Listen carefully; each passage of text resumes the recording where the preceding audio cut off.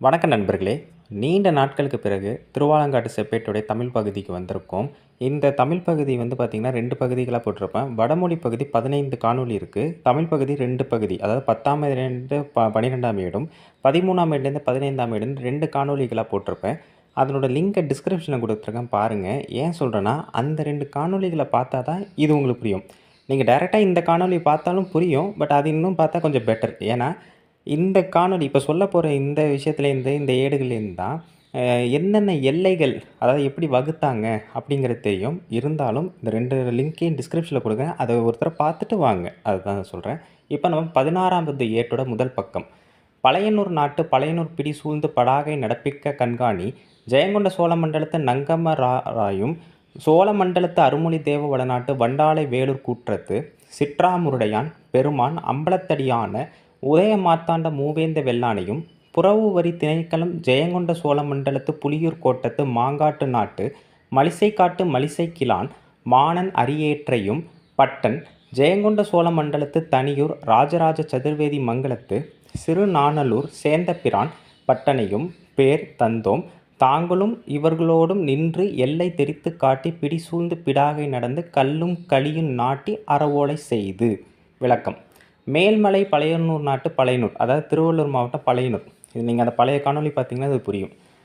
பகுதிக்கு பெண் யானை மீது வந்து, அதான் பிடி சூழ்ந்து, பிடினா பெண் யானை, குடிசைகள் அமைந்துள்ள கிராமத்திற்கு படாகை சென்ற கண்காணிகள், அரச பதவியில் இருந்த கண்காணிகள் யார் யாருன்னா, ஜெயங்கொண்ட சோழ மண்டலத்து, அதாவது சோழர் ஆட்சிக்குரிய தொண்டை பகுதிகளை தான் ஜெயங்கொண்ட சோழ மண்டலம் சொல்லுவாங்க. நங்கர்ம மராயம் இவர் ஒரு அதிகாரி. அதேமாதிரி சோழ மண்டலத்தில் உள்ள அருண்மொழி தேவ நாட்டு, அதாவது இன்றைக்கி இருக்கிற நாகை திருவாரூர் பகுதி தான் இந்த வளநாடு பிரிவில் வரும். வண்டாளை வேலூர் கூற்றத்து, இந்த திருத்துறைப்பூண்டி பக்கத்தில் உள்ள எல்லா ஏரியாவுமே பார்த்திங்கன்னா வேலூர் கூற்றம் அப்படின்னு அந்த காலத்தில் குறிப்பிடப்பட்டிருக்கு. அந்த ஊருக்கு பக்கத்தில் இருக்க சிற்றாமூர், இப்போ சித்தாமூர்னு அழைக்கப்படுதில்ல, அந்த ஊரை சேர்ந்த பெருமான் அம்பலத்தாடியான உதய மார்த்தாண்ட மூவேந்த வெள்ளான் அப்படிங்கிற அதிகாரியும், புறவு வரி திணைக்களம், அதாவது நிலவரி வசூலிக்கிற ஒரு அரசாங்க பிரிவு, இன்றைக்கி ரெவென்யூ போர்டு சொல்கிறோம் பார்த்திங்களா, அதுதான் அந்த காலத்து புறவு வரி திணைக்களம். புறவுனாலே உங்களுக்கு தெரியும் அது என்னென்னு. பதவியில் இருந்த ஜெயங்கொண்ட சோழ மண்டலத்து புலியூர் கோட்டத்து, புலியூர் கோட்டம்ங்கிறது இன்றைக்கி இருக்க சென்னை உள்ள எழும்பூர்லேருந்து பொலிச்சலூர் வரைக்குமே புலியூர் கோட்டம் தான். அது உள்ளே வர எல்லா ஊருமே புலியூர் கோட்டத்தில் தான் இருந்திருக்கு. அது அந்த கோட்டத்துக்குள்ளே மாங்காடு நாடு, மாங்காடு உங்களுக்கு தெரிஞ்சிருக்கும், அந்த பகுதியை சேர்ந்த மலிசை காட்டு மலிசை கிழான் மானன் அரியேற்றையும் பட்டன் அப்படிங்கிற அதிகாரி இவங்கெல்லாம் என்ன செய்கிறாங்கன்னா, அவர் இன்னொரு அதிகாரி இருக்கார். ஜெயங்கொண்ட சோழ மண்டலத்து தனியூர் அப்படின்னா ஒரு பெரிய நகரம்னு அர்த்தம். ராஜராஜ சதுர்வேதி மங்கலத்துன்னு அழைக்கப்படக்கூடிய சிறுநாணலூர், இது வேறு எதுவும் இல்லை, செங்கல்பட்டு மாவட்டத்தில் சிறுநாகலூர்னு ஒரு ஊர் இருக்குது, அந்த ஊர் தான் இது. சேந்தபிரான் பட்டன் அவங்க இத்தனை பேரும் ஆகிய அனைவரும் ஒன்று சேர்ந்து பேர் தொந்தோம் தாங்களும் இவர்களோடும்னு அதில் குறிப்பிடுப்பாங்க. எல்லையை வகுக்க, அதாவது நின்று எல்லை தெரித்து காட்டி, பெண் யானை கொண்டு, அதான் பெண் யானைனா பிடி, களிறுனா தான் ஆண் யானை, பிடினா பெண் யானை, அதையும் பார்த்துக்கோங்க. ஊரில் வந்து கல்லும் கல்லியும் நட்டு இனாம் சாசனம் செய்து, அதாவது இவங்க எல்லையை வகுக்க போயிட்டே இருப்பாங்க பார்த்தீங்களா, அப்போ போகும்போதெல்லாம் கல்லை போட்டுகிட்டே போவாங்க. அப்படி கல்லை போட்டுட்டு போகிறதுக்கு தான் இந்த அதிகாரிகள் கண்காணிகள் பண்ணிக்கிட்டு இருக்காங்க. சரிங்களா. இப்போ 2வது பக்கம், 16வது ஏட்டின் 2ஆம் பக்கம்.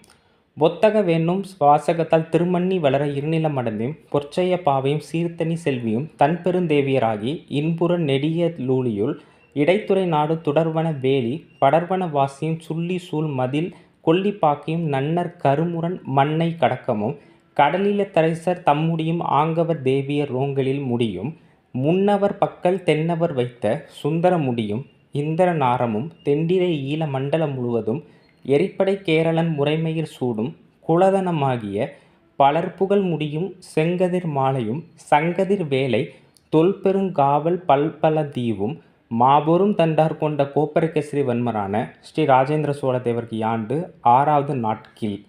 இதுக்கப்புறம் தாங்க இந்த ஏடே ஆரம்பிக்குது. இதுக்கப்புறம் தான் விஷயமே ஆரம்பிக்குது. ஆனால் 10வது ஏடுலேருந்து 15ஆம் ஏடு வரைக்கும் பார்த்தால்தான் இது நான் என்ன சொல்ல வரேங்கிறது உங்களுக்கு புரியும்.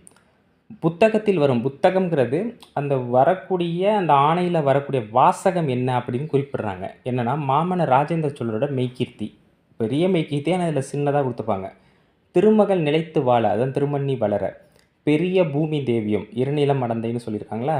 வீரலட்சுமின்னு சொல்லுவோம்ல, பொற்செய்ய பாவை, கீர்த்திக்கு உரையவளும், அதுதான் சீர்த்தனி செல்வியும், அவங்க எல்லாரையும் தன் பெருந்தேவியராக்கி நெடுநாளாக நிலைபெற்று வருகிற இன்புற நீண்ட காலம் நடந்த போரின் முடிவில் இடைத்துறை நாடு, இப்போ இருக்கிற மராட்டிய பகுதியே இடைத்துறை நாடு தான், காட்டை வேலியாக கொண்ட பறந்து விரிந்த வனவாசியும், வனவாசிங்கிறது கர்நாடக மாநிலத்தில் உள்ள பனவாசின்னு இப்போ அழைக்கப்படுது, காட்டை அரணாக கொண்ட மதில்களை உடைய கொல்லிப்பாக்கை, இப்போ இருக்க குல்பர்கா தான் அந்த காலத்து கொல்லிப்பாக்கை, பகைவரால் நெருங்க முடியாத அரண்கள் கொண்ட, அதாவது நன்னர் கருமுரன், மண்ணை கடக்கும் மானியக்கடா, இந்த கோட்டையை யாராலுமே பிடிக்க முடியல சோழ மன்னர்களை, ராஜேந்திர சோழன் மட்டும்தான் இந்த கோட்டையை பிடிச்சி வென்று காட்டியிருக்கிறார்.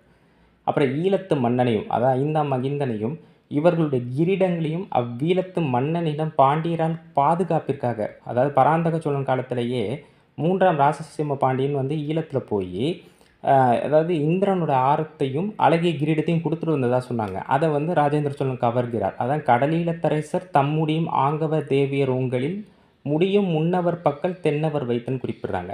அடுத்து கடல் சூழ்ந்த ஈழ தேசத்தை வென்றும், அதாவது தென்டிரை ஈழ மண்டலம் முழுவதும் ஈட்டி படை கொண்ட சேரன் முறைப்படி குலவழக்கப்படி சூடும் பலர் புகழ் கிரீடத்தையும் செங்கதிர் மாலை சூடி செம்மையான ஆயுதங்களை கொண்டு பற்பழந்தீவு, இந்த பற்பழந்தீவுங்கிறது இப்போ இருக்கிற மாலத்தீவு, அந்த தீவுகளை ஜெயித்த மாபெரும் சேனையை கொண்டு வென்ற, அதான் மாபெரும் தண்டார் கொண்ட கோப்பரகேசரி வன்மரான மாமன்னர் ராஜேந்திர சோழனின் 6வது ஆட்சி ஆண்டு கிபி 1018. இதில் நீங்கள் நல்லா புரிஞ்சுக்க விஷயம் என்னென்னா, இந்த காலகட்டத்தில் உள்ள மெய்க்கீர்த்தி ரொம்ப சின்னதாக இருக்குது. காரணம் என்ன, இவ்வளோ நாடுகளை தான் அவர் ஜெயித்திருக்கிறார். ஆனால் போக போக போக நிறைய நாடுகளை ஜெயிச்சு அவரோட கடைசி காலத்தில் மிகப்பெரிய கீர்த்தியாக இருந்தது அது அலம்பெருங்கீர்த்தி. சரி, விஷயத்துக்கு வரும். 17ஆம் ஏட்டின் முதல் பக்கம்.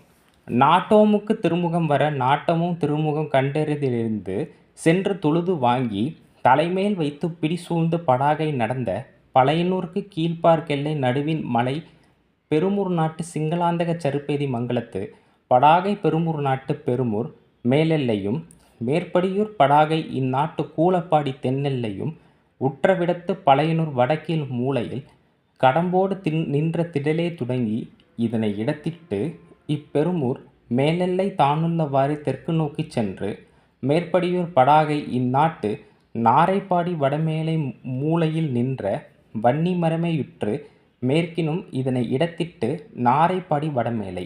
இதில் நிறைய ஊர் பேரும் வரும், அது முக்கியமாக மரங்களின் பேரும் வரும். அது என்னென்னு பார்ப்போம். ஊர் சபையாருக்கு வருது, அதாவது மன்னனுடைய அரசனுடைய சாசனம், அந்த நாட்டோமுக்கு திருமுகம் வருது. அரசனுடைய சாசனம்னா அவரோட ஆணை வருது. அந்த வர ஆணையை இந்த அதிகாரிகள் என்ன பண்ணுறாங்க, அதனை கண்டு எழுந்து சென்று இரு கைகளை கூப்பி வணங்கி, அதுதான் நாட்டமும் திருமுகம் கண்டதிரெழுந்து சென்று தொழுதுன்னு குறிப்பிட்றாங்க. அந்த ஆணையை தலைமேல் வைத்து பெண் யானை மேல் வந்து குடிசைகள் அமைந்த, அதான் வாங்கி தலைமேல் வைத்து பிடி சூழ்ந்து படாகை நடந்த அப்படின்னு குறிப்பிட்றாங்க. பழையனூருக்கு கிழக்கு எல்லையில் உள்ள, அதாவது திருவாலங்காடு கோவில் இறைவனுக்கு 40 வேலி நிலம் கொடுக்கப்படுது. அதுக்கு உண்டான ஏடுகள் தான் இப்போ நீங்கள் பார்க்குறது. என்னென்னா, நடுவின் மலை பெருமூர் நாட்டு, இந்த பெருமூர் நாடுங்கிறது திருவள்ளூர் மாவட்டம் பூண்டி நீர்த்தேக்க பகுதியெல்லாம் இருக்குது பார்த்தீங்களா, அதெல்லாம் இந்த நாடு வகையில் வரும். சிங்களாந்தக சருப்பேதி மங்கலம், அதாவது பழையனூருடைய பெயர் பின்னால் மாற்றப்படுது. மங்கலத்தில் உள்ள படாகை பெருமூர் நாட்டில் உள்ள இன்னொரு ஊர் பேர் அதே பெருமூர். அது வந்து இன்றைக்கி இருக்கிற திருவள்ளூர் மாவட்டம் பட்டறை பெரும்புதூர் தான் பெருமூர். அந்த ஊரின் படாகை பெருமூர் நாட்டை சேர்ந்த இன்னொரு ஊர் பேர் கூலப்பாடி. அது என்ன இப்போ இன்றைக்கி அது என்னவா மாறி இருக்குன்னு தெரியல. கூலப்பாடிக்கு தெற்கு எல்லை, அதான் தென்னெல்லையும் சேர்ந்த இடத்தில், ஒரு இடத்துல சேர்ந்த இடத்தில் பழையனூரின் வடகிழக்கு மூலையில், அதாவது பழையனூரோட வடகிழக்கு மூலையில் இருந்த கடம்ப மரத்தோடு நின்ற திடலில் தான் எல்லையை ஆரம்பிச்சிருக்காங்க. அதாவது இந்த 40 வேலி நிலத்தோட எல்லையை ஆரம்பிக்கிறோம் பார்த்தீங்களா, அந்த எல்லையை ஆரம்பிக்கிறது எந்த பகுதி அப்படிங்கிறத இவ்வளோ தெளிவாக சொல்கிறாங்க. கூலப்பாடிக்கு தெற்கு எல்லையில் இருக்கக்கூடிய ஏதோ ஒரு ஜாயின் ஆகிற இடத்துல உள்ள கடம்ப மரத்துக்கு பக்கத்தில் இருக்க திடலில் தான் எல்லையை ஆரம்பிக்கிறாங்க.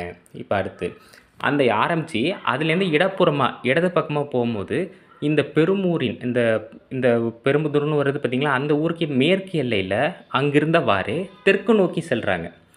அப்போ மேற்கண்ட ஊர்னா எது, இப்போ இந்த பெரும்புதூர்னு சொன்னோம் பார்த்திங்களா, அந்த ஊர் படாகை அந்த நாட்டில் உள்ள நாரைப்பாடி, அந்த ஊர்லேருந்து வடமேற்கு மூலையில் உள்ள, அதாவது நாரைப்பாடிங்கிற ஊருக்கு வடமேற்கு மூலையில் இருக்கக்கூடிய வன்னி மரத்தை அடைகிறாங்க. ஸோ இந்த மரங்கள் வந்து அங்கங்கே எல்லைகளாக அமைக்கப்படுது. வன்னி மரத்தை அடைந்தனர். அதற்கு அந்த வன்னி மரத்துலேருந்து மேற்கு பக்கமாக போகிறாங்க. அந்த வன்னி மரத்துக்கு மேற்கு பக்கமாக போய் அதுலேருந்து இடதுபுறமாக வந்து நாரைப்பாடியோட வடமேற்கு எல்லையில் வராங்க. அதாவது வடக்கு பக்கமாக போய் அப்புறம் வடமேற்கியாக வராங்க. அப்படி சுற்றி சுற்றி வராங்க. சரிங்களா? இப்போ 17வது ஏட்டோட 2ஆம் பக்கம். தானுள்ளவாறே தெற்கு நோக்கிச் சென்று மேற்படியூர் படாகை பழையனூர் நாட்டு மங்கலத்து வடக்கில் மூலையும் முற்ற விடத்து குழியின் மேல்கரை நின்ற உகாயையுற்று மேற்கினும் இத்தனை இடத்திட்டு இம்மங்கலத்து வடவெல்லை தானுள்ளவாறே வடமேற்கு நோக்கியும் மேற்கு நோக்கியும் சென்று. இதில் இப்போ நான் சொல்ல போகிற இந்த ஏடுகளே 3 மரங்கள் தெரியப்படாத மரங்கள் இருக்குது. அது இந்த செப்பேடுகள் தெளிவாக சொல்லுது. இவ்வெல்லையில் பழையனூருக்கும் பெருமூருக்கும் மங்கலத்துக்கும் பாயும் குறுந்துறை என்னும் மடுவே எற்று வடக்கினும் இம்மடு மேல்நடை நீர் பாய பெறுவதாக இதனை வளர்த்திட்டு இம்மடுவின் கீழ்கரையே தென்மேற்கு நோக்கியும் தெற்கு நோக்கியும் சென்று இம்மடுவின் கீழ்கரை நின்ற புற்றேயுற்று மேற்கினும் இதனை வளர்த்திட்டு இதன் கீழ்கரையே தெற்கு நோக்கியும் தென்மேற்கு நோக்கியும் சென்று இதன் கீழ்கரை நின்ற கடம்பையுற்று மேற்கினும் இதனை வளர்த்திட்டு தெற்கு நோ அப்படின்னு குறிப்பிட்றாங்க. இதில் மடுங்கிற வார்த்தை வருது, அப்புறம் குறுந்துறைன்னு ஒரு ஏரியா வருது, அதுக்கப்புறம் பார்த்திங்கன்னா கடம்பைனா வேற ஒன்றும் இல்லை, கடம்பை மரம், அதுமாதிரி வன்னி மரம் வரும். அப்புறம் உகாயம்னு ஒரு வார்த்தை பார்த்திங்கன்னா அது மரம். அதுக்கப்புறம் இன்னொரு மரம் இருக்குது, அது தெரியப்படாத மரம். அது இன்னும் கொடுமையாக என்னென்னா தமிழர்களுக்கே அந்த மரங்கள் ரொம்ப தெரியப்படாமல் இருக்குது. சரி, விளக்கம். அப்போ தான் இருக்கும் நிலையில் தெற்கு நோக்கி சென்றனர். இப்போ ஏற்கனவே அந்த நாரைப்பாடின்னு ஊர் சொன்ன பார்த்தீங்களா, அந்த ஊர்லேருந்து தெற்கு நோக்கி செல்கிறாங்க. சென்றுட்டு நாரைப்பாடியோட கிழக்கு எல்லை அதான் மேற்படியூர்னா நாரைப்பாடி, அந்த கிழக்கு எல்லையில் அதன் படாகை, அது குடியிருப்பு பகுதியில் இருக்கக்கூடிய பகுதியில் பழையனூர் நாட்டிலே இன்னொரு ஊர் இருக்குது, அது பேர் மங்கலம்னு ஒரு ஊர் இருந்திருக்கு. அந்த ஊருக்கு வடகிழக்கு மூலையில் போய் ஒரு இடத்துல குழி மாதிரி இருந்திருக்கு. அந்த குழியோடைய மேற்கு கரை, குழினா கிட்டத்தட்ட ஒரு ஓடை தண்ணி இல்லை சின்னதாக தண்ணி தேங்கி நின்றுருக்கும் போல். அந்த குழிக்கு மேற்கு கரையிலேருந்து உகாய மரம், அந்த உகாய மரங்கிறது ஒரு வகையான கடுகு மரம், அந்த கடுகு மரத்தில் போயிருக்காங்க. அந்த கடுகு மரத்துலேருந்து மேற்கு பக்கமாக போய் மேலும் அதுலேருந்து இடதுபுற பக்கமாக போனால் இந்த மங்கலம்னு ஒரு ஊர் சொன்னோம் பார்த்தீங்களா, அந்த மங்கலத்துக்கு வடக்கு எல்லையில் நின்றவாறே வடமேற்கு நோக்கி போயிருக்காங்க.